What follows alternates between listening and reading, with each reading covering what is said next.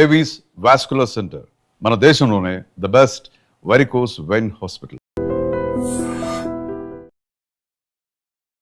Welcome to iDream media. So జనరల్గా మనం వింటూ ఉంటాం కదా, మూత్రపిండాలు అనేవి పాడైపోయేదాకా తెలియలేదు, చివరి స్టేజ్లో తెలిసింది అని.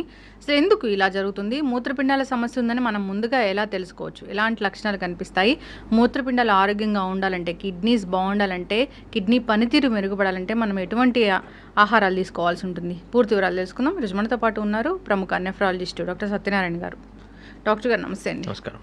డాక్టర్ గారు, జనరల్గానే ఎవరికైనా ఈ కిడ్నీ ఇష్యూస్ వచ్చాయి అంటే అది లాస్ట్ స్టేజ్లోనే తెలుస్తుందని చెప్తూ ఉంటారు. ఎందుకండి అలాగా? అంటే ఇది మొత్తం వాస్తవం కాదండి. ఒక పార్ట్ వాజ్ కరెక్ట్. ఎందుకంటే మనకి కిడ్నీ జబ్బుల్లో కూడా చాలా రకాలు ఉంటాయి. కొన్ని రకాల జబ్బుల్లో ఫర్ ఎగ్జాంపుల్ ఇప్పుడు కిడ్నీ జబ్బుల్లో మోస్ట్ కామన్ కాజ్ డయాబెటీస్ వల్ల వస్తూ ఉంటుంది. డయాబెటీస్, హైపర్ టెన్షన్, వీటి వల్ల వచ్చినప్పుడు ఏమవుతుందంటే మనకి చాలా ఎర్లీ స్టేజ్లోనే మనం దాన్ని ఐడెంటిఫై చేయొచ్చు. వీళ్ళకి కాలవాపులు రావడము, నడుస్తుంటే ఆయాసం రావడము, ఇవన్నీ చాలా తొందరగా స్టార్ట్ అయిపోతాయి అనమాట. క్రియాటిన్ 2.5, 3 ఉన్నప్పుడే స్టార్ట్ అయిపోతాయి, 5-6 వరకు వెళ్ళవు. అండ్ కొన్ని రకాల జబ్బుల్లో వీటిని మనము సిటిఎన్ అంటాం అన్నట్టు మెడికల్ లాంగ్వేజ్లో. వీటిలో ఏమవుతుందంటే లాస్ట్ స్టేజ్ వరకు మనకి సిమ్టమ్స్ తెలియవు. అంటే సిమ్టమ్స్ మనకి జనరల్గా మేము ఏమనుకుంటామంటే సిమ్టమ్స్ అంటే యూరిన్ వస్తుందా లేదా, యూరిన్ రావట్లేదంటే కిడ్నీలు పాడైపోయినాయి, యూరిన్ వస్తుందంటే కిడ్నీలు బాగున్నాయి. కానీ అలా కాదు. సో ఇప్పుడు కిడ్నీ అనేది మనకి నేటివ్ మనకి అర్థమయ్యేటట్టు చెప్పాలంటే సింపుల్ ఎగ్జాంపుల్, మనకి ఒక జల్లెడ ఎట్లా పనిచేస్తుందో అట్లా పనిచేస్తుంది. సో పైనుంచి ఏమైనా వేస్తే ఫిల్టర్ అవుతుంది, కిందకి వస్తుంది. ఇప్పుడు కొన్ని రకాల కిడ్నీ జబ్బుల్లో జల్లెడ కంప్లీట్లీ బ్లాక్ అయిపోయింది అనుకోండి, పైనుంచి ఏమైనా వేస్తే కిందకి ఏం రాదు. ఇట్లాంటి వాళ్ళు సిమ్టమ్స్ చాలా తొందరగా వస్తాయి. లైక్ కాలవాపులు కానీ, ఆయాసం కానీ, ఇవన్నీ చాలా తొందరగా వస్తాయి. అలా కాకుండా ఇప్పుడు ఈ జల్లెడలో పెద్ద పెద్ద బొక్కలు ఉన్నాయనుకోండి, పైనుంచి వేస్తారు, కిందకు వస్తుంది కానీ ఫిల్టరేషన్ అవ్వదు. సో యూరిన్ వస్తుంది కానీ ఫిల్టరేషన్ అవ్వదు. అంటే యూరియా, క్రియాటిన్, వేస్ట్ ప్రొడక్ట్స్ ఏదైతే ఫిల్టర్ అయి వెళ్ళిపోవాలో అవి వెళ్ళవు. ఇట్లాంటి వాళ్ళు లాస్ట్ స్టేజ్ వరకు సిమ్టమ్స్ తెలియవు వాళ్ళకి. వాళ్ళకి చెప్పినప్పుడు వాళ్ళకి చాలా షాక్లోకి వెళ్ళిపోతారు అనమాట. అరే నాకు యూరిన్ వస్తుంది కదా, నాకు కిడ్నీ పని చేయట్లేదు అంటారేంటి అని. సో ఇట్లాంటి వాళ్ళకి యూరిన్ వస్తున్నా కూడా ఫిల్టరేషన్ అవ్వదు అనమాట. ఇట్లాంటి వాళ్ళకి లాస్ట్ స్టేజ్ వరకు క్రియాటిన్ 10, 12, 13 ఆ స్టేజ్లో వస్తారనమాట. సో వాళ్ళకి తెలియదు. But majority of the kidney డిసీజ్లో మనకి క్రియాటిన్ స్టార్టింగ్ స్టేజ్లో ఉన్నప్పుడు కూడా మనం ఐడెంటిఫై చేయొచ్చు. దీనికంటే బెస్ట్ థింగ్ ఏంటి అంటే మనకి ఎవరైతే హై రిస్క్ పాపులేషన్ ఉంటారో, ఫర్ ఎగ్జాంపుల్ ఇప్పుడు మనకి కిడ్నీ జబ్బులు ఎవరిలో ఎక్కువ చూస్తాము, షుగర్ పేషెంట్స్కి, బీపీ ఉన్న పేషెంట్స్కి, లేదంటే family history of kidney disease, అంటే వంశపారంపర్యంగా కొన్ని కిడ్నీ జబ్బులు ఉంటాయి. ఫర్ ఎగ్జాంపుల్ సిస్ట్, ఏడీపీకేడి అంటాం, సిస్ట్లు ఉంటాయి కొంతమందికి జెనెటిక్గా స్టోన్స్ వస్తూ ఉంటాయి.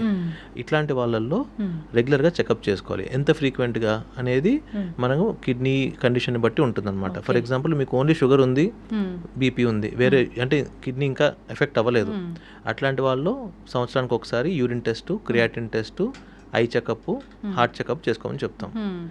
ఒకసారి ఆల్రెడీ కిడ్నీలో ప్రోటీన్, యూరిన్లో ప్రోటీన్ వచ్చేస్తుంది, క్రియాటిన్ కొంచెం పెరగడం మొదలుపెట్టింది, ఫ్రీక్వెన్సీ కొంచెం పెరుగుతుంది అనమాట. సో ఇట్లా కండిషన్ని బట్టి, స్టేజ్ని బట్టి ఫ్రీక్వెన్సీ అనేది మారుతూ ఉంటుంది. ఓకే. అయితే డాక్టర్ గారు, కిడ్నీలు మంచిగా పనిచేస్తున్నాయి అంటే యూరిన్ ఎన్నిసార్లు వస్తుంది వాళ్ళకి? అంటే అలా చెప్పడం కష్టం. ఇప్పుడు ఫర్ ఎగ్జాంపుల్ మనమే ఉన్నాం, మనం ఇప్పుడు ఏసీ రూమ్లో కూర్చొని ఉన్నాము, మనం రోజు మొత్తం ఎంత వాటర్ తాగుతాము? Hardly 1.5 litre. ఎందుకంటే మనకి అంతగా దాహం వేయదు, ఎందుకంటే మనకి టెంపరేచర్ కంట్రోల్డ్ కండిషన్లో ఉన్నాం కాబట్టి మనం 1.5-2 లీటర్స్ తాగేసరికి ఎక్కువ అయిపోతుంది, మనకి ఫ్రీక్వెన్సీ కొంచెం తక్కువ ఉంటుంది. అలా కాదు, కొంతమంది బయట ఉంటారు, వాళ్ళు 3 లీటర్స్ 4 లీటర్స్ తాగుతారు, వాళ్ళకి ఫ్రీక్వెన్సీ ఎక్కువ ఉంటుంది. చలికాలంలో యూరిన్ ఫ్రీక్వెన్సీ పెరుగుతుంది, ఎండాకాలంలో తగ్గుతుంది. So it's all body mechanism. But generally మనం తీసుకునే ఇన్పుట్ని బట్టి అవుట్పుట్ ఉంటుంది, అంతేగాని ఖచ్చితంగా ఎన్నిసార్లు వెళ్ళాలి అనే ఉండదు. ఓకే. ఇప్పుడు యూరిన్లో ప్రోటీన్ లీక్ అవుతుంది, యూరిన్లో నురుగు వస్తుంది, అప్పుడు మనం తెలుసుకోవచ్చు అట్లా చెప్తుంటారు కదా, ర్యాండమ్ సిమ్టమ్స్, ఇట్లా నురుగ రావడము, కలరు, దీన్ని బట్టి కూడా మనము కిడ్నీల పనితీరు బాగాలేదని తెలుసుకోవచ్చు. సో బేసికలీ ఇప్పుడు 2 థింగ్స్, ఒకటి యూరిన్లో నురుగు వస్తుందా అని, 2 urine colour. Okay, so first colour గురించి మాట్లాడుకుందాం. యూరిన్ కలర్ని బట్టి మీ కిడ్నీ ఎట్లా పనిచేస్తుందో తెలుసుకోవచ్చు అంటే, to some extent it is we can find out. ఎట్లా, ఫర్ ఎగ్జాంపుల్ ఇప్పుడు మీరు నీళ్ళు బాగా తాగారనుకోండి, కిడ్నీ బాగా పనిచేస్తుంది అనుకోండి, యూరిన్ కలర్ ఎలా ఉంటుంది? మామూలుగా మనం వాటర్ తాగినప్పుడు వైట్ కలర్లో ఉంటుంది. కొంచెం తక్కువ తాగారు, నార్మల్గా తీసుకున్నారు, మరీ ఎక్కువ తీసుకోలేదు, అప్పుడు పేల్ ఎల్లోగా వస్తుంది. బాగా తక్కువ తీసుకున్నారు, లేదంటే డిహైడ్రేషన్ అయింది, వామిటింగ్స్ కానీ లూజ్ మోషన్స్ కానీ, లేదంటే ఎండలో తిరిగాము, ఇట్లాంటప్పుడు ఎల్లో బాగా డిహైడ్రేట్ అయిపోయారు, అసలు వాటర్ తీసుకోలేదు, అప్పుడు డార్క్ ఎల్లో రెడ్ కలర్లో కూడా వస్తుంది అనమాట. సో మీకు వచ్చే యూరిన్ బట్టి మీరు ఈ కిడ్నీ మీ హైడ్రేషన్ స్టేటస్ చెప్పొచ్చు, కిడ్నీ బాగా పనిచేస్తుందో చెప్పొచ్చు. ఎట్లా పనిచేయచ్చు, ఇప్పుడు ఫర్ ఎగ్జాంపుల్ మీరు వాటర్ ఎక్కువ తీసుకోలేదు కానీ యూరిన్ కలర్ మారలేదు అంటే కిడ్నీ ఏం చేయాలి, ఇప్పుడు వాటర్ తక్కువ తీసుకున్నప్పుడు కిడ్నీ షుడ్ రిటైన్ వాటర్.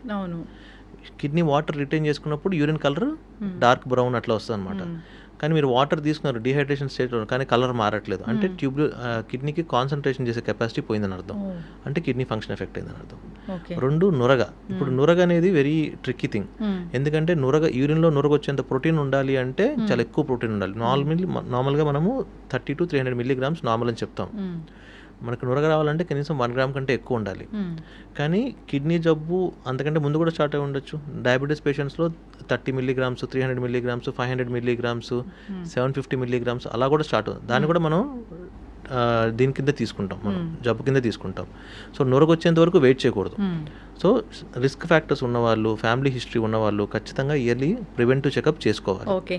చేసుకుంటేనే మనం కిడ్నీని ఐడెంటిఫై చేయగలం. కిడ్నీ జబ్బులు అంటే ముందుగా ఐడెంటిఫై చేయగలం. వాటిని ఇప్పుడు ఎందుకు ఐడెంటిఫై చేయాలి అనేది నెక్స్ట్ క్వశ్చన్. మామూలుగా ఐడెంటిఫై చేస్తే ఇప్పుడు మనకి చాలా డ్రగ్స్ ఉన్నాయి, మెడిసిన్స్ చాలా వచ్చినాయి కొత్తవి, which will prevent the progression of the disease. అంటే ఇప్పుడు స్టార్టింగ్ స్టేజ్లో మనం దాన్ని ఐడెంటిఫై చేయగలిగితే దాన్ని ఆపగలిగే మెడిసిన్స్ ఇంతకుముందు హార్డ్లీ 1-2 ఉండేవి. ఇప్పుడు లాస్ట్ 6-7 yearsలో చాలా మెడిసిన్స్ వచ్చినాయి. So this huge development in prevention. ఒక 40 years రాగానే కిడ్నీకి సంబంధించిన అసలు 40-30 ఏం లేదండి. ఇప్పుడు అంటే ఇంకొకటి ఏంటంటే ఇప్పుడు లాస్ట్ 10 years నుంచి specially post covid we are seeing, last 10 years నుంచి అనుకోండి, పోస్ట్ కోవిడ్ కూడా ఎక్కువ ఉన్నాయి. అసలు 29 yearsకి 27 yearsకి డయాబెటీస్, 30 yearsకి హైపర్ టెన్షన్. అసలు ఎందుకు లాస్ట్ 10 yearsలో మోస్ట్లీ కోమార్బిడిటీస్ ఉంటే ఖచ్చితంగా టెస్ట్ చేసుకోవాలి. సో ఇప్పుడు ఇంతకుముందు షుగర్ అంటే 40 పైనే, చాలా తక్కువ చూసేవాళ్ళం, 40 కంటే తక్కువ. 40 కంటే తక్కువ ఉంటే టైప్ 1 డయాబెటీస్ అనుకునేవాళ్ళం అనమాట. అంత రేగా చూసేవాళ్ళం, ఎందుకంటే ఆహారపు అలవాట్లు, ఆ ఫిజికల్ యాక్టివిటీ కానీ అలా ఉన్నాయి. ఇప్పుడు అలా లేదు. ఇప్పుడు too much of processed food, too much of junk food and heavy non veg consumption and most of the time desk jobs, less physical activity.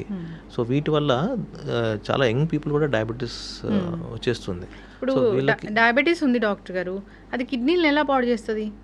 అంటే ఇప్పుడు మేజర్గా షుగర్ వల్ల ప్రాబ్లం ఏంటి అంటే, షుగర్ వల్ల యాసెస్ మీకు ఏం ప్రాబ్లం ఉంది, షుగర్ ఎక్కువైతే నీరసం వస్తుంది, షుగర్ తక్కువైనప్పుడు నీరసం వస్తుంది అంతే. కానీ డయాబెటిక్ కాంప్లికేషన్స్ ఏవైతే ఉంటాయో, అంటే కళ్ళ మీద పడితే డయాబెటిక్ రెటినోపతి, హార్ట్ మీద పడితే కార్డియోమయోపతి, ఇప్పుడు కిడ్నీ మీద పడితే డయాబెటిక్ నెఫ్రోపతి. సో ఇవన్నీ ఏంటంటే లోపల ఈ షుగర్ ఎక్కువ అవ్వడం వల్ల బాడీలో కొన్ని అనవసరమైన కెమికల్స్ ఫామ్ అవుతూ ఉంటాయి. వీటిని మనం అడ్వాన్స్ గ్లైకోసిలేషన్ ప్రొడక్ట్స్ అంటాం అనమాట వీటి మెడికల్ లాంగ్వేజ్లో. ఇవి వెళ్ళి ఎక్కడైతే మనకి కీలక అవయవాలు ఉంటాయో వాటిని డ్యామేజ్ చేయడం మొదలు పెడతాయి. సో అట్లా మనకి కళ్ళు కానీ, నరాలు కానీ, హార్ట్ కానీ, కిడ్నీ కానీ అలాగే ఎఫెక్ట్ అవుతాయి. ఓకే, అందుకే డయాబెటీస్ ఉన్న వాళ్ళు ఎక్కువ సార్లు యూరిన్ వెళ్తూ ఉంటారని చెప్తూ ఉంటారు. అది అన్కంట్రోల్డ్ షుగర్ ఉంటే వెళ్తారు, దట్ ఈస్ నథింగ్. అంటే దానికి దీనికి సంబంధం లేదు. మళ్ళీ షుగర్ ఎక్కువ ఉంటే యూరిన్ ఎక్కువ వస్తుంది అనమాట. మళ్ళీ క్రియాటిన్ ఎక్కువ ఉన్నా కూడా యూరిన్ కొంచెం ఎక్కువ వస్తూ ఉంటుంది. యూరియా క్రియాటిన్ ఎక్కువ ఉన్నప్పుడు కొంచెం యూరిన్ ఎక్కువ వస్తూ ఉంటుంది. ఇప్పుడు ఈ క్రియాటిన్ అనేది చాలా పెద్ద సమస్య, ఎక్కువగా చెప్తూ ఉంటారు, టెస్ట్ కూడా చేయించుకోవాలని చెప్తూ ఉంటారు. ఇది ఎందుకు పెరుగుతుంది, అది పెరిగిందని మనకి ఎలాంటి లక్షణాలు తెలుపుతాయి? ఒకటి, ఫస్ట్ క్రియాటిన్ అంటే మనం అర్థం చేసుకోవాల్సిందంటే మన కిడ్నీ ఫంక్షన్ని మనము ఎలా చూస్తామంటే బ్లడ్ టెస్ట్లో క్రియాటిన్, యూరియా వీటితో మనం మెజర్ చేస్తాము. ఓకే, ఈ రెండు ఎందుకు చేస్తామంటే ఈ రెండు కొంచెం స్టేబుల్గా ఉంటాయి. కానీ ఇవి అసలు what is creatinine, what is urea అంటే మన బాడీలో ఇప్పుడు మనం ప్రోటీన్ కానీ తీసుకున్నాం అనుకోండి, లేదంటే ఫుడ్ తీసుకున్నాము, ఇప్పుడు ఫుడ్ మెటబాలిజం అయినప్పుడు వేస్ట్ ప్రొడక్ట్స్ రిలీజ్ అవుతాయి.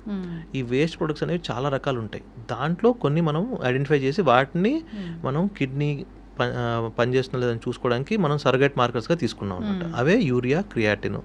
ఓకే, సో ఈ యూరియా క్రియాటిన్ ఎక్కువ అవుతుంది అంటే కిడ్నీ ఫంక్షన్ తక్కువ అవుతుందని అర్థం. సో ఇట్స్ డైరెక్ట్లీ ఈ యూరియా క్రియాటిన్ అనేది కిడ్నీ ఎలా పనిచేస్తుందో చెప్పే 2 మార్కర్స్. సో ఈ మనకి క్రియాటిన్ పెరుగుతుంది, యూరియా పెరుగుతుంది అంటే స్లోగా మీ కిడ్నీ ఫంక్షన్ డిక్లైన్ అవుతుంది. సో దానికి ఏమంటే మనం ఐడెంటిఫై చేసుకొని డాక్టర్ కన్సల్టేషన్ తీసుకొని కారణం చూసుకోవాలి. ఓకే, అయితే ఇప్పుడు క్రియాటిన్ అనేది పెరిగితే కనుక జాయింట్ పెయిన్స్ అనేది వస్తాయా? యూరిక్ యాసిడ్ పెరిగితే జాయింట్ పెయిన్స్ వస్తాయి.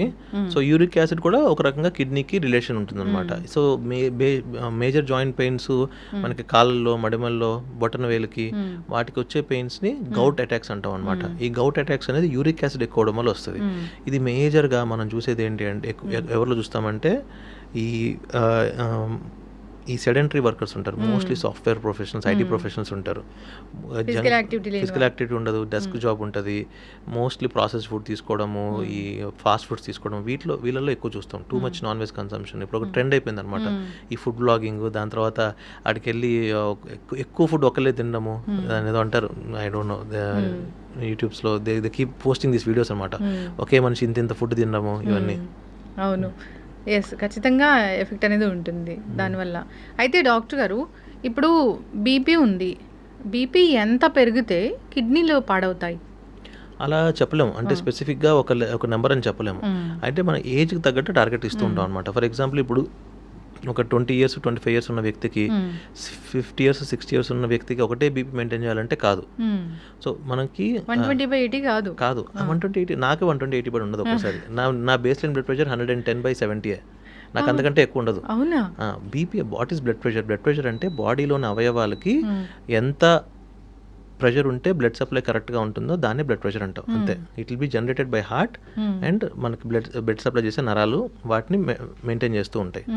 ఇప్పుడు నా బాడీలో 110/70 ఉన్నప్పుడు నా బాడీకి అన్నిటికీ అవయవాలు బాగుంటుంది అనుకోండి, అంతకుమించి పెంచదు బీపీ. 120 నార్మల్ కదా, 120కి వెళ్ళదు బీపీ. నాకు 110 ఉంటుంది. నాకు ఇప్పుడు 106 107 110 ఉంటుంది నాకు. అట్లా ఆడవాళ్ళు కొంచెం తక్కువగానే ఉంటుంది. ఎప్పుడు అందరికీ 120 ఉండాలని ఏం లేదు. తక్కువ వాళ్ళందరూ నాకు లో బీపీ ఉంది అనుకుంటారు, అలా లో బీపీ ఉండదు. లో బీపీ అంటే బీపీ తక్కువ ఉండి మీకు సిమ్టమ్స్ రావడం అంటే తల తిరగడం కానీ, గిడ్డినెస్ కానీ, ఇట్లాంటివి ఉంటే లో బీపీ ఉందని చెప్తాం. And for example elderly people ఉన్నారనుకోండి, 60 ఏళ్ళు 65 ఏళ్ళు వాళ్ళకి 120 టార్గెట్ చేయం మనం. 140 150 టార్గెట్, 140 టార్గెట్ చేస్తాం అనుకోండి. 140/90 కూడా నార్మల్ ఆ ఏజ్కి 60 years 65 years ఉంటే మనం లిటరేచర్ తీసుకున్న గైడ్ లైన్స్ తీసుకుంటే కనుక up to 140 is normal for them. అదే కిడ్నీ డిస్ఫంక్షన్ ఉంటే ఇంకొంచెం ఎక్కువ ఉన్నా కూడా మనం టాలరేట్ చేస్తాం. సో ఒక సెట్ ఆఫ్ ఫిగర్, ఒక అందరికీ ఒక జనరలైజ్ ఒక ఫిగర్ చెప్పకూడదు మనం. పేషెంట్ ఏజ్ ఎంత, పేషెంట్కి కండిషన్స్ ఏమున్నాయి, డయాబెటీస్ ఉందా, హైపర్ టెన్షన్ ఉందా, కిడ్నీ ప్రాబ్లం ఉందా, చిన్న వయసు ఉన్న వాళ్ళ, పెద్ద వయసు ఉన్న వాళ్ళ, దీన్ని బట్టి బీపీ ఉంటుంది. Okay, yes. అయితే ఇప్పుడు ఈ టెస్టులన్నీ చేయించుకుంటే ఒక 25 లేదా కోమార్బిడిటీస్ ఉన్నాయి, అలాంటప్పుడు టెస్టులు చేయించుకుంటే ఏదైనా ఇబ్బంది ఉంటే ముందుగానే తెలుసుకోవచ్చు మన కిడ్నీ ఫంక్షన్ బాగుందా లేదా జెనెటికల్గా కూడా ఉన్నా కానీ మనం ముందే టెస్టులు చేయించుకోవాల్సిన అవసరం ఉంటుంది. అయితే కిడ్నీలో స్టోన్స్ అని వింటూ ఉంటాం డాక్టర్ గారు. కిడ్నీలో స్టోన్స్ కూడా ఇప్పుడు వచ్చాయంటే వెంటనే తెలియదు, అవి కూడా ఎప్పటికో తెలుస్తాయి అని అంటూ ఉంటారు. కొన్ని అయితే యూరిన్ త్రూ వెళ్ళిపోతాయి అంటారు. కిడ్నీ స్టోన్స్ అనేది ఒక చాలా పెద్ద సబ్జెక్టే అయిపోయింది. కిడ్నీలో స్టోన్స్ అనేవి ఎందుకు ఫామ్ అవుతాయి, ఎవరిలో ఫామ్ అవుతాయి, ఏజ్లో ఫామ్ అవుతాయి, ఇవి యూరిన్ నుంచే బయటికి వెళ్ళిపోతాయా, సర్జరీ వరకు వెళ్ళాల్సిన అవసరం ఉంటుందా? పూర్తి వివరాలు. సో ఇప్పుడు కిడ్నీ స్టోన్స్ అనేది మనకి 2 రకాలుగా చెప్తామండి. ఒకటి అబ్స్ట్రక్టివ్ స్టోన్స్, నాన్ అబ్స్ట్రక్టివ్, అంటే అడ్డం పడే స్టోన్స్, అడ్డం పడని స్టోన్స్. ఇప్పుడు కిడ్నీ ఉంటుంది, కిడ్నీ నుంచి కింద బ్లాడర్కి ఒక పైప్ ఉంటుంది, యూరెటర్ అని. సో ఈ కిడ్నీ లోపల స్టోన్ ఉందనుకోండి, అవి నాన్ అబ్స్ట్రక్టివ్ స్టోన్స్, అంటే అడ్డం పడని స్టోన్స్. వీటి వల్ల ఈ పెద్దగా మనకు ప్రాబ్లం ఉండదు. సైజ్ పెరిగినప్పుడు పెయిన్ వస్తుంది అంతే. ఆ పెయిన్ వచ్చినప్పుడు మనం దాన్ని తీపిచ్చేసుకోవాలి. పెయిన్ అంటే బ్యాక్ పెయిన్ వస్తుంది, వీపులో వస్తుంది పెయిన్. 2, ఈ కిడ్నీ నుంచి కింద బ్లాడర్ ఉన్న యూరెటర్ మధ్యలో స్టోన్ వచ్చి అడ్డమడింది అనుకోండి, అబ్స్ట్రక్టివ్ స్టోన్. ఇది చాలా ఎమర్జెన్సీ అనమాట. సివియర్ పెయిన్ వచ్చింది, స్టోన్ వచ్చి సివియర్ పెయిన్ వచ్చింది అంటూ ఉంటారు. ఇవన్నీ అబ్స్ట్రక్టివ్ స్టోన్స్, అంటే అడ్డం పడే స్టోన్స్ అనమాట. సో ఈ అడ్డం పడే స్టోన్స్ కూడా కొన్నిసార్లు పాస్ అవుతూ ఉంటాయి. అది ఆ స్టోన్ సైజుని బట్టి డిపెండ్ అయి ఉంటుంది అనమాట. మామూలుగా 5 mm కంటే తక్కువ స్టోన్స్ ఉంటే ఎక్కడున్నా యూరిన్లో పాస్ అయిపోయే అవకాశం ఎక్కువగా ఉంటుంది. జనరల్లీ సిటీ స్కాన్లో కానీ అల్ట్రాసౌండ్లో కానీ 5 mm కంటే పెద్ద స్టోన్స్ ఉంటే కనుక కింద పడే ఛాన్స్, స్టోన్ పడిపోయే ఛాన్స్ చాలా తక్కువగా ఉంటుంది. వాళ్ళకి మోస్ట్లీ సర్జికల్ ఇంటర్వెన్షన్ అవసరం పడే ఛాన్స్ కూడా ఉంటుందన్నమాట. కిడ్నీలో స్టోన్స్ ఉంటే ఏమైనా లక్షణాలు కనిపిస్తాయా? పెయిన్, యూరిన్లో బ్లడ్ రావడము, ఒక్కొక్కసారి యూరిన్లో మంట, ఇవన్నీ కిడ్నీలో స్టోన్స్ ఒక లక్షణాలు అవ్వచ్చు. యూరిన్లో మంట కూడా ఒక్కోసారి వస్తుంది. ఎందుకంటే స్టోన్ ఉంటే ఒకసారి స్టోన్స్లో కూడా చాలా రకాలు ఉంటాయి. మళ్ళీ దాంట్లో ఒక రకమైన స్టోన్ ఇన్ఫెక్టివ్ స్టోన్ అంటాం, స్ట్రోవైడ్ స్టోన్స్ అంటాం. సో ఇది ఇన్ఫెక్షన్, యూరిన్లో ఇన్ఫెక్షన్ వల్ల వస్తూ ఉంటుంది. వీళ్ళకి యూరిన్లో మంట, రికరెంట్గా యూరిన్ ఇన్ఫెక్షన్ రావడము, ఇవన్నీ ఉంటాయి వీళ్ళలో కూడా. కాల్షియం స్టోన్స్ ఉంటాయి, ఆక్సిలేట్ స్టోన్స్ ఉంటాయి, యూరిక్ యాసిడ్ స్టోన్స్ ఉంటాయి, ఇలా చాలా రకాల స్టోన్స్ ఉంటాయి అన్నమాట. కిడ్నీ బాగుందా లేదా అని ఏమైనా స్కాన్ అనేది ఉంటుందా తెలుసుకోవడానికి? స్కాన్ అవసరం లేదండి, జస్ట్ ఒక యూరిన్ టెస్ట్, మీ క్రియాటిన్ టెస్ట్ చూసుకోండి. స్కాన్ ఓన్లీ ఈ కిడ్నీలో కొంతమందికి ఇప్పుడు ఏడీపీకేడి అని ఒక జబ్బు ఉంది, వంశపారంపరంగా వస్తుంది అనమాట. అది వీళ్ళల్లో కిడ్నీలో బుడగలు వస్తూ ఉంటాయి. ఇట్లాంటి వాళ్ళకి స్కాన్ చేసి చూస్తూ ఉంటాం. అంతేగాని ఇప్పుడు మీకు ఏం ప్రాబ్లం లేదు, జనరల్లీ మీరు ఒక జస్ట్ వాంట్ టు నో నా కిడ్నీ ఎట్లా పనిచేస్తున్నాయి, బాగున్నాయా లేదా, నేను హెల్తీగా ఉన్నా లేదని తెలుసుకోవాలంటే ఒక యూరిన్ టెస్ట్, క్రియాటిన్ టెస్ట్ ఒకటి సరిపోతుంది. ఓకే. ఈ స్టోన్ ఫామ్ అయ్యేది అది కూడా జెనెటికల్ గానే ఫామ్ అవుతుందా, లేకపోతే వాళ్ళు వాటర్ తాగకపోతే? 90% of the stones are lifestyle dependent అండి. 90% ఆఫ్ ద స్టోన్స్ మేము చూసే స్టోన్స్, మేము కానీ యూరాలజిస్టులు ఎక్కువ చూస్తుంటారు స్టోన్స్, నెఫ్రాలజిస్టులుగా మేము తక్కువ చూస్తూ ఉంటాం. బట్ ఓవరాల్గా majority of the stones are because of lifestyle changes అనమాట. లైఫ్ స్టైల్ చేంజెస్ అంటే ఇందాక మనం మాట్లాడుకున్నవే, sedentary lifestyles, processed food అసలు చాలా ఎక్కువైపోయింది ఇప్పుడు, ప్రాసెస్డ్ ఫుడ్ తీసుకోవడము. అండ్ నాన్ వెజ్ కన్సంప్షన్ కూడా ఈవెన్ మనం జనరల్లీ తెలంగాణలో కొంచెం ఎక్కువ తీసుకుంటాం నాన్ వెజ్, బట్ ఆ స్టాండర్డ్స్ కూడా నాన్ వెజ్ అనేది చాలా ఎక్కువైపోయింది. సో ఎవ్రీడే నాన్ వెజ్ తీసుకోవాలి, ఎప్పుడైనా వీకెండ్ మాత్రం వెజ్ తీసుకోవాలి. ఇప్పుడు అలాగే అయిపోయింది చూస్తుంటే. అండ్ ఈ అంటే మన సోషల్ మీడియాలో కూడా ఈ నెంబర్ ఆఫ్ ప్లేసెస్ ఎక్కువైపోవడము, ఈ ఫుడ్ బ్లాగింగ్ చేయడము, ఇక్కడ తినండి, అక్కడ తినండి, అది తినండి, ఇది తినండి అని చెప్పడము, సో ఇవన్నీ ఒక క్రేజ్ వచ్చేసింది అనమాట. సో అలా ఆ ఫుడ్ తీసుకోవడము, ఎక్సెస్ అవసరం లేకుండా నాన్ వెజ్ తీసుకోవడము, ప్రాసెస్డ్ ఫుడ్ అవసరం లేకుండా తీసుకోవడము, ప్లస్ దానికి తగ్గట్టు ఎక్సర్సైజ్ చేయకపోవడము, తగినంత వాటర్ తాగకపోవడము, సో మోస్ట్లీ ఇవే ఉంటాయి. తగినంత వాటర్ అంటే ఇప్పుడు ఫర్ ఎగ్జాంపుల్ మీరు నాన్ వెజ్ ఎక్కువ తీసుకుంటున్నారు, సాల్ట్ ఎక్కువ తీసుకుంటున్నారు, సాల్ట్ ఉన్న ఫుడ్స్, ఫ్రెంచ్ ఫ్రైస్ అను, బర్గర్స్ అను, ఇవన్నీ ఏంటి ప్రాసెస్డ్ ఫుడ్, ఈ ప్రిజర్వేటివ్స్లో సాల్ట్ ఎక్కువ ఉంటుంది కదా. సో ఇట్లాంటివి తీసుకున్నప్పుడు ఏంటంటే స్టోన్ ఫామ్ అయ్యే అవకాశాలు ఎక్కువగా ఉంటాయి. So high salt containing foods plus less fluid intake, అంటే వాటర్ తక్కువ తీసుకోవడము, సాల్ట్ ఎక్కువ తీసుకోవడము, ఇది స్టోన్ ఫార్మింగ్కి రెసిపీ. స్టోన్ కిడ్నీలో ఫామ్ అవ్వాలంటే సాల్ట్ కంటెంట్ ఎక్కువ ఉండాలి, వాటర్ కంటెంట్ తక్కువ ఉండాలి. మనం అదే చేస్తాం, వాటర్ తాగం, ప్లస్ ఒకటి తీసుకున్నా కూడా, లిక్విడ్స్ తీసుకున్నా కూడా ఈ కోకోకోలాను ఈ రూపంలో తీసుకుంటాం. సో దట్ షుడ్ నాట్, అది అలా జరగకూడదు. వాటర్ తీసుకోవాలి ఎక్కువ, సాల్ట్ కంటెంట్ తగ్గించుకోవాలన్నమాట. ఇలా తీసుకుంటే స్టోన్ ఫామ్ అయ్యే ఎన్విరాన్మెంట్ అనేది అక్కడ క్రియేట్ అవ్వదు కిడ్నీలో.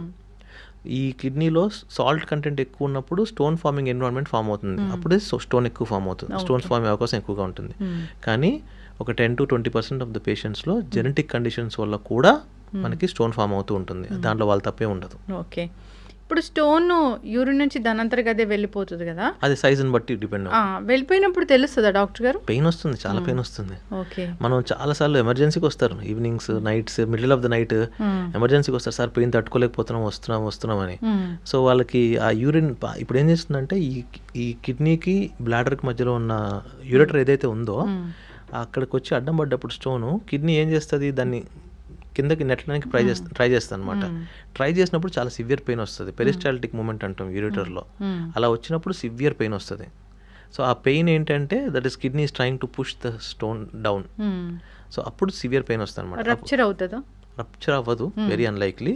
కానీ ఏమైందంటే బ్యాక్ ప్రెషర్ వస్తుంది అనమాట. ఇప్పుడు ఫర్ ఎగ్జాంపుల్ 4 mm 3 mm ఉందనుకోండి, స్టోన్ ఈజీగా పుష్ చేసేస్తుంది కిడ్నీ. 5 mm 6 mm ఉందనుకో, it will be very difficult అనమాట. ఒక్కోసారి ఈ పైన కిడ్నీ నుంచి కింద బ్లాడర్ వరకు వచ్చి ఆగిపోద్ది అనమాట, టిప్లో ఉంటుంది అనమాట, అక్కడ నుంచి ఇంకా కదలదు. సో అట్లాంటప్పుడు ఏమవుతుందంటే యూరిన్ ఫామ్ అవుతుంది కదా మనకి పైన, అదేంటంటే బ్యాక్ ప్రెషర్ క్రియేట్ చేస్తుంది కిడ్నీలో స్వెల్లింగ్ వస్తుంది, హైడ్రోనెఫ్రోసిస్ అంటాం. ఆ స్వెల్లింగ్ వచ్చినప్పుడు మాత్రం it will become an emergency, we have to go and do a surgery and then remove the stone.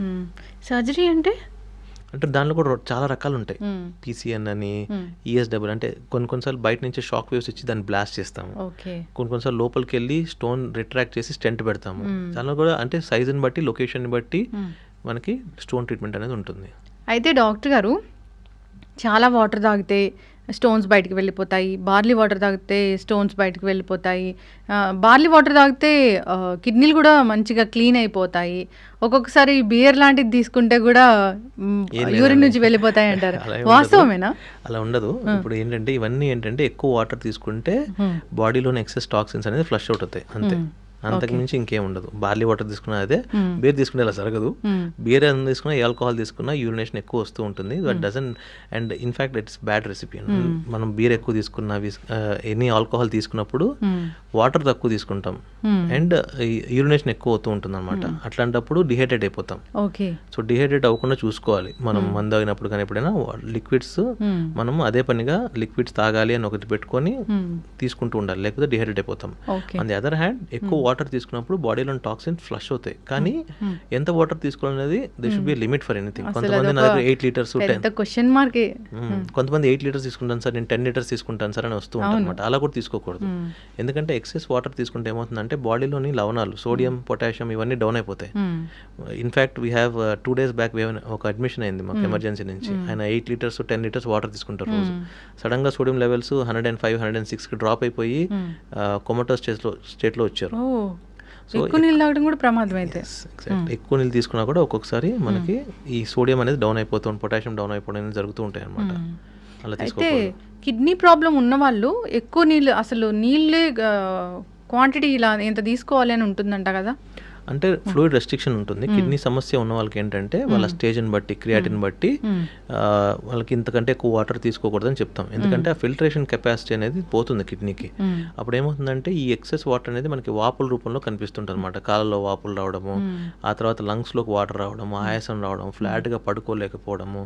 So ఇవన్నీ ఏంటంటే excess water, kidney patients excess water తీసుకుంటే వచ్చే ప్రాబ్లమ్స్. డాక్టర్ గారు మీరు చెప్తూ ఉన్నారు కాళ్ళల్లో వాపులు కనిపిస్తాయని. అంటే ఏం జరుగుతుందండి అసలు ఫంక్షన్? ఏది ఎక్సెస్ వాటర్ అంటే ఇప్పుడు ఎక్సెస్ వాటర్ బాడీలోనే ఎక్సెస్ వాటర్ ఉంటుంది కదా.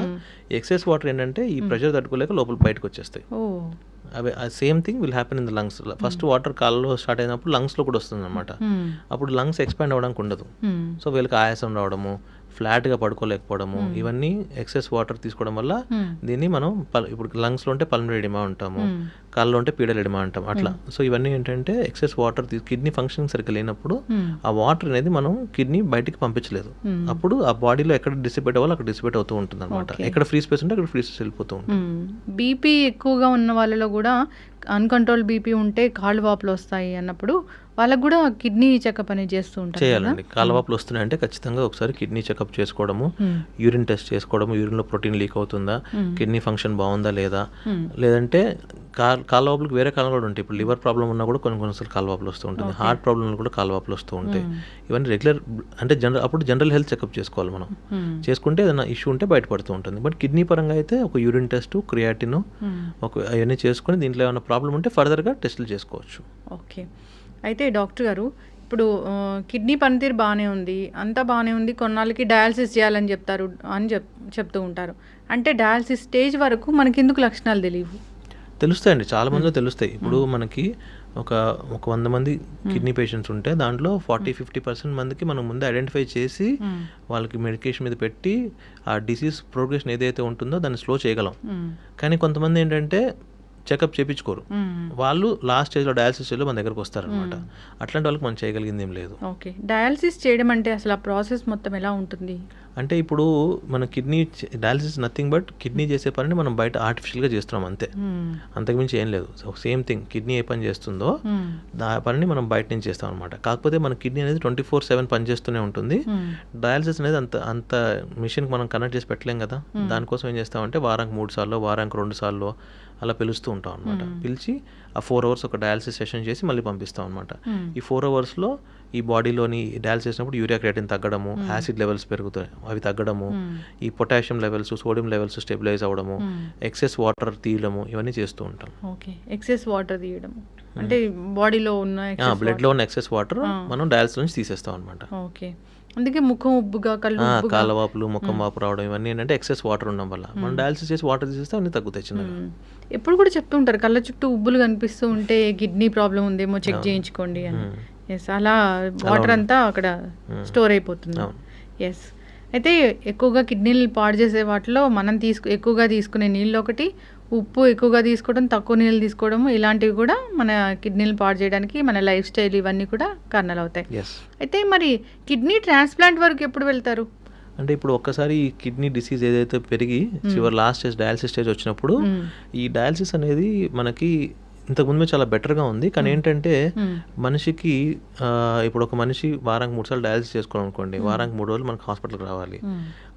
వచ్చి 4 hours డయాలసిస్ చేయించుకొని ఇంటికి వెళ్ళి డయాలసిస్ అయిపోతే ఎంతో కొంత నీరసంగా ఉంటారు, ఆ రోజు అంతా పోతుంది. అంటే వారానికి 3 రోజులు ప్రొడక్టివ్ డేస్ పోతాయి.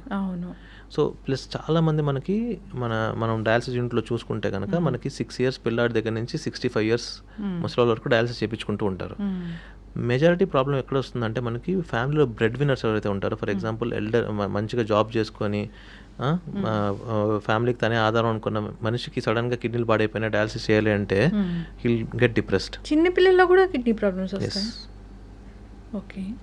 సో ఇలాంటి వాళ్ళకి ఏంటంటే వారానికి 3 సార్లు డయాలసిస్ చేయించుకోలేరు, ప్లస్ క్వాలిటీ ఆఫ్ లైఫ్ అనేది కొంచెం ఇబ్బందిగా ఉంటుంది కాబట్టి వీళ్ళకి ట్రాన్స్ప్లాంట్ ఆఫర్ చేస్తాం మనం.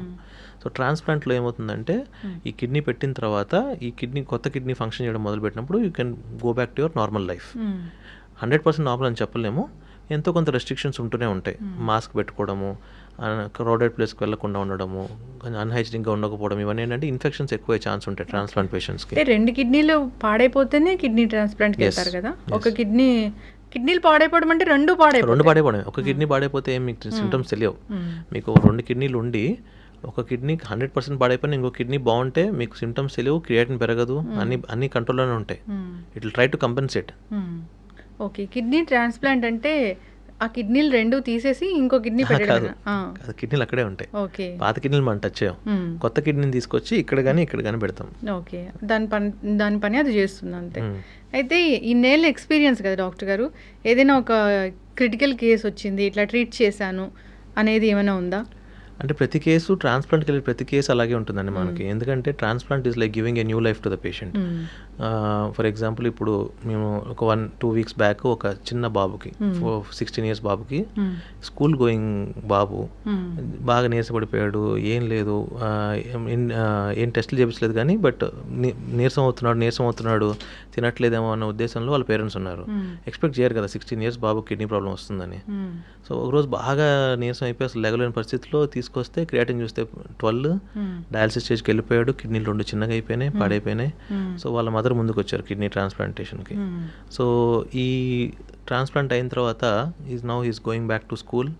ఇవన్నీ ఏంటంటే ఇవన్నీ చూస్తే ఒక 6 months 1 year down the line when అంత చిన్న బాబు నార్మల్ లైఫ్ లీడ్ చేయడం చూస్తే యుల్ ఫీల్ వెరీ హ్యాపీ. ఇంకొక పేషెంట్, నాకు ఒక పేషెంట్ ఉన్నారు, అబ్బాయి అసలు చాలా డిప్రెషన్లోకి వెళ్ళిపోయి డయాలసిస్ మీద సూసైడ్ అటెంప్ట్ కూడా చేశాడు అబ్బాయి. సో ఆ అబ్బాయికి మనం జీవన్ దాన్ స్కీమ్లో కిడ్నీ వస్తే ట్రాన్స్ప్లాంట్ చేసాము. ట్రాన్స్ప్లాంట్ చేస్తే now he's in UK doing working for MNC. So ఇట్లాంటి పేషెంట్స్ ఎవరైతే అసలు జీవితం లైఫ్ మీద ఆశ చచ్చిపోయి డిప్రెస్ స్టేజ్లో ఉండి దాని తర్వాత coming out of that transplant చేయించుకొని ఇప్పుడు యూకేలో జాబ్ చేయడము, వెల్ సెటిల్డ్ లైఫ్, ఇట్లాంటి వాళ్ళని చూస్తే will feel very happy, normal life lead చేయొచ్చు. అంటే చిన్న పిల్లల్లో కిడ్నీ సమస్యలు అంటే వాళ్ళకి అంటే ఇప్పుడు ఏదైనా యూరిన్ ఇన్ఫెక్షన్ రావడము అట్లాంటి ఏమైనా ముందు లక్షణాలు కనిపిస్తాయా? అందరిలో కనిపించవు, కొందరిలో కనిపిస్తూ ఉంటాయి అనమాట. కిడ్నీ చిన్నపిల్లల్లో కిడ్నీ జబ్బులు అనేది ఒక సపరేట్ టాపిక్ అది. సో దీంట్లో కూడా చాలా కారణాలు ఉంటాయి అనమాట. కొంతమందికి ఈ అనామలీస్ ఉంటాయి, కంజనటల్ అనామలీస్ ఉంటాయి. కొంతమంది పుట్టడంతోనే ఒక కిడ్నీ కంప్లీట్గా లేకుండా పుడతారు. కొంతమందికి రిఫ్లెక్స్ డిసీజ్ ఉంటుంది, కొంతమందికి పోస్టీరిథ్రల్ వాల్ ఉంటాయి, ఇంకా చాలా చాలా రకాలు ఉంటాయి దీంట్లో జబ్బులు. So but that's a different topic all together. And దాన్ని డీల్ చేయడం కూడా we have a specialist called paediatric nephrologist. చిన్నపిల్లల్లో కిడ్నీ జబ్బులు చూడడానికి ఒక సెపరేట్ డాక్టర్ కూడా ఉంటారు. చిన్నపిల్లల్లో యూరిన్ ఇన్ఫెక్షన్ వస్తే సాధారణం అయితే కాదు అసలు. అంటే మగవాళ్ళలో చూడొచ్చు, ఆడపిల్లలు చూడొచ్చు, మగవాళ్ళలో మనం జనరల్గా చూడం మగపిల్లల్లో. So within 6 years 8 first few years of లైఫ్లో ఇన్ఫెక్షన్ వచ్చిందంటే వీ హ్యావ్ టు ఎవాల్యుయేట్. ఆడపిల్లలు అయితే ఖచ్చితంగా ఎవాల్యుయేట్ చేయించుకోవాలి ఒక్కసారన్నా. మగపిల్లలు అయితే మనం ఎక్కువగా చూడము, వచ్చిందంటే ఎవాల్యుయేట్ చేయించుకోవాలి ఒకసారన్నా. ఓకే. కిడ్నీ టెస్ట్ వరకు వెళ్ళాల్సిందే. స్కాన్ అన్నా చేయించుకోవాలి ఒకసారి. స్కాన్ అంటే ఏముంటుంది? అల్ట్రాసౌండ్ స్కాన్ ఉంటుంది. ఓకే. ఎస్ డాక్టర్ గారు చాలా చక్కగా చెప్పారు. ఇప్పుడు కిడ్నీ ప్రాబ్లమ్స్ ఏమీ లేవు, అంతా బాగానే ఉంది, కిడ్నీలు ముందు పాడవకూడదు అంటే ఏమైనా జాగ్రత్తలు చెప్తారా? మనం ఇప్పటిదాకా మాట్లాడుకుందానండి, వాటర్ బాగా తాగండి, ఈ అన్నెసరీ ప్రాసెస్డ్ ఫుడ్, ఈ ఫాస్ట్ ఫుడ్స్ మీద జోలికి వెళ్ళకండి, తినండి, ఎప్పుడో ఒకసారి తినండి. అదే పనిగా రోజు తిని ఇంటికి వచ్చి వారానికి ఒకసారి ఇంట్లో తినడం కాకుండా రోజు ఇంట్లో తిని వారానికి ఒకసారి అది తినండి. అన్నెసరీ మీట్ కన్సంప్షన్ అది తగ్గించాలి. ప్రాసెస్డ్ ఫుడ్స్ మీట్ కన్సంప్షన్, మంచిగా వాటర్ తాగండి. తాగమన్నాను కదా అని మరీ 10 లీటర్లు 8 లీటర్లు తాగండి. ప్లస్ సాల్ట్ కంటెంట్ తగ్గించండి. ఈ మసాలా ఐటమ్స్ ఇవన్నీ తగ్గించి లైఫ్ స్టైల్ చేంజ్ చేసుకుంటే చాలా వరకు కిడ్నీ డిసీజ్ మనం కంట్రోల్ చేయొచ్చు. ఎస్, చక్కటి ఇన్ఫర్మేషన్ డాక్టర్ గారు. కిడ్నీస్ గురించి సిరీస్ అనేది కంటిన్యూ చేద్దాము. చాలా చాలా టాపిక్స్ ఉన్నాయి మాట్లాడుకోవడానికి. సో నెక్స్ట్ టైం మళ్ళీ కలుద్దాం డాక్టర్ గారు. Thank you so much. Sir, one life lesson what medicine has taught you. Whatever you can do without expecting. But I really believe మన పాజిటివ్ యాటిట్యూడ్ ఉంటేనే మనం ఏదైనా సాధించగలం. గట్ ని మనం కరెక్ట్ గా డీల్ చేసినట్లయితే అది మనకి పాజిటివ్ హార్మోన్స్ ని రిలీజ్ చేస్తుంది. షుగర్ వచ్చిన వాళ్ళ పరిస్థితి ఏంటి? పొట్ట దగ్గర పెరిగితే దాన్ని ఆండ్రాయిడ్ అంటారు, ఆండ్రాయిడ్ ఫోన్ కదా. అసలు థాట్స్ ఎందుకు వస్తాయి? బ్రెయిన్ డెడ్ అంటే దానికి ప్రపంచం అంతా కూడా కొన్ని నిర్దిష్టమైనటువంటి లక్షణాలు ఉంటాయి. మానసికంగా ధైర్యంగా ఉంటే క్యాన్సర్ జయించవచ్చు. You are a doctor for a cause sir, అంతే. వాళ్ళకి వచ్చిన ఆదాయం కాకుండా ఫ్రీ సర్వీస్ ఎంతమందికో చేస్తుంది.